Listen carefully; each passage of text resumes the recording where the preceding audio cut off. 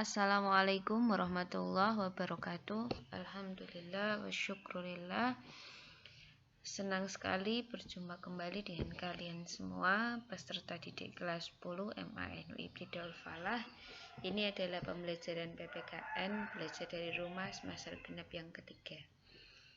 Sekarang kita akan mempelajari bab yang kedua, yakni tentang ancaman terhadap kebinekaan Indonesia.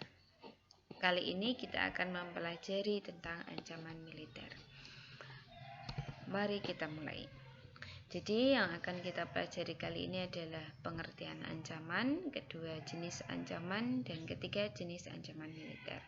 Kalian bisa mempelajari buku LKS halaman 29 sampai 32. Selamat belajar. Oke, jadi teman-teman, ini adalah peta Negara Kesatuan Republik Indonesia, tempat kita lahir, tumbuh, dan berkembang, yang terbentang luas dari Sabang sampai Merauke, terletak di antara dua benua, benua Asia dan Australia, terletak di antara dua samudra, Samudra Hindia dan Samudra Pasifik. Jalur ini adalah jalur strategis, jalur perdagangan, dan jalur ekonomi dunia.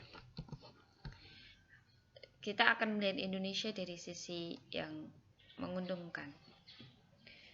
Indonesia diberkati Tuhan dengan potensi yang luar, dengan aset, dengan anugerah yang luar biasa.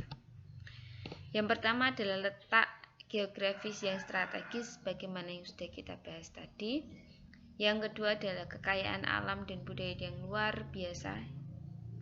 Jika kedua hal ini diolah dan dimanfaatkan, maka hal tersebut akan mengundang banyak potensi yang bisa menjadi keuntungan atau anugerah bagi bangsa Indonesia. Ketika kapan? Ketika sumber daya alam dikelola untuk kemampuan rakyat, daya tarik alam yang luar biasa dan budaya digunakan untuk menarik potensi wisata. Masyarakat di Indonesia yang beraneka ragam bisa hidup harmonis dalam bingkai NKRI. Lalu letak strategis dan kekayaan alam yang dimiliki Indonesia jika dimaksimalkan, dikelola secara maksimal, merupakan kekuatan yang luar biasa untuk menjadikan negara Indonesia makin kuat di mata internasional. Itulah sisi poin plus yang dimiliki Indonesia dengan dua aset luar biasa yang dititipkan Tuhan pada negara kita. Sebaliknya, jika dua aset yang diberikan oleh Tuhan itu tidak bisa dimaksimalkan, tidak bisa diolah dengan baik, maka justru yang lahir adalah musibah, bukan anugerah. Ketika perbedaan di tengah masyarakat itu justru memicu konflik. Ketika ancaman asing yang merajalela ingin menguasai sumber daya alam, ketika kekayaan alam yang kita miliki ini tidak terpelihara, justru bahkan mengundang datangnya bencana alam. Ketika budaya asing yang masuk ke Indonesia di era globalisasi ini justru merusak kearifan lokal, tidak disaring dengan baik. Ketika kita terlalu bangga dengan suku sendiri dan justru meremehkan atau memandang sebelah mata saudara-saudara kita dari suku bangsa lain. Maka aset luar biasa yang diberikan Tuhan itu tidak akan pernah menjadi potensi ataupun anugerah untuk kemajuan Indonesia, justru mendatangkan musibah. Itulah poin plus dan poin minus yang dimiliki oleh Indonesia. Indonesia adalah negara kaya, indah, dan berseri. Itu adalah poin plus yang kita miliki bersama, yang beragam budayanya, berbeda satu sama lain, tapi kita memilih untuk bersatu dalam bingkai Bhinneka Tunggal Ika. Itu kan keputusan yang luar biasa yang dibuat oleh para pendahulu negara kita yang dulu berjuang melawan dan mengusir para penjajah dan mengikrarkan diri menjadi satu kesatuan Negara Kesatuan Republik Indonesia. Semua orang mendambakan kehidupan yang rukun dan damai. Saya, kamu, kita semua.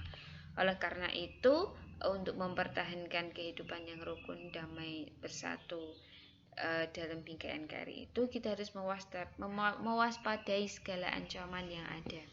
yang bisa menghalangi, menggerus, merongrong persatuan dan kesatuan integrasi nasional. Karena Indonesia itu ibarat seorang gadis cantik yang siapapun ingin memilikinya. Maka ketika seseorang itu sudah memiliki gadis cantik itu, sudah jadikan istri atau pacar, maka harus dijaga baik-baik, jangan sampai diambil oleh orang lain. Nah, persatuan dan kesatuan harus diupayakan. Salah satunya dengan mempelajari ancaman yang mungkin terjadi, mungkin dihadapi oleh negara kita. Ancaman terhadap keutuhan NKRI. Ancaman adalah setiap upaya, baik dari dalam negeri maupun luar negeri, yang dinilai membahayakan kedaulatan negara, keutuhan wilayah, dan keselamatan segenap bangsa.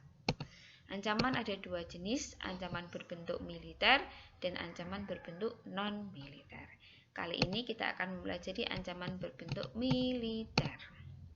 Ada 8. Agresi, pelanggaran wilayah, pemberontakan bersenjata, sabotase, spionase, aksi teror, ancaman keamanan laut, udara, dan konflik komunal.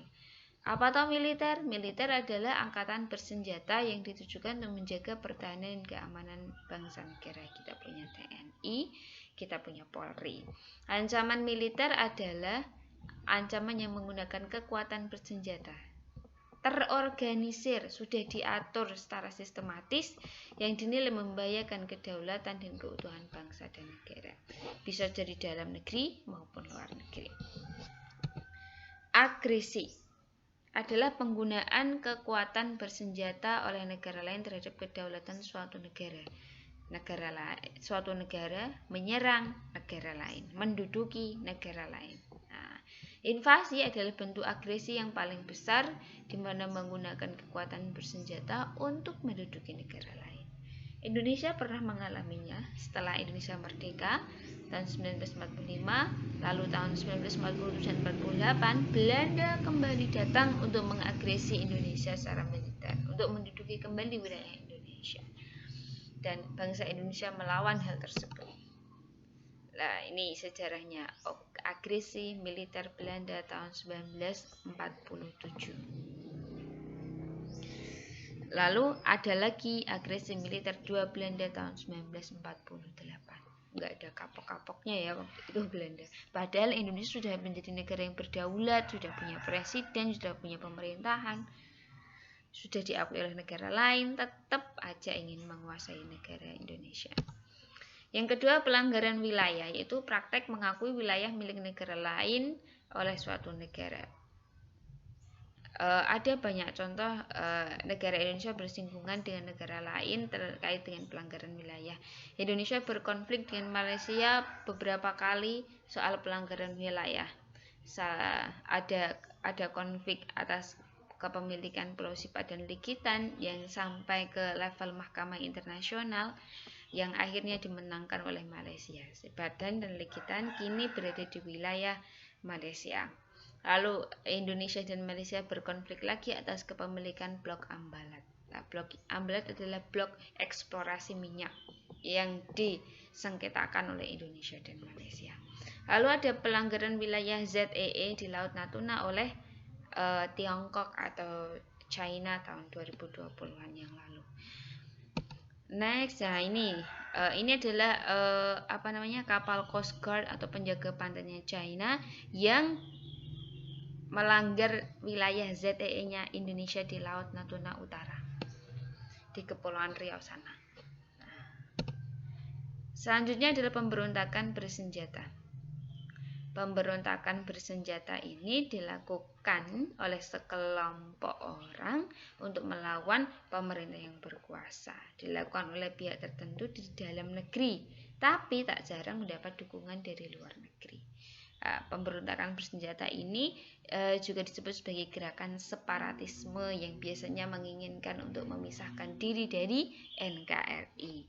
Ada dalam sejarah Indonesia ada beberapa gerakan separatisme yang pernah atau masih eksis sampai sekarang. Gerakan Aceh Merdeka, DITII, Republik Maluku Selatan, lah ini sudah ditumpas, sudah berakhir, sudah diselesaikan oleh pemerintah Republik Indonesia, sudah tidak ada. Yang sekarang masih eksis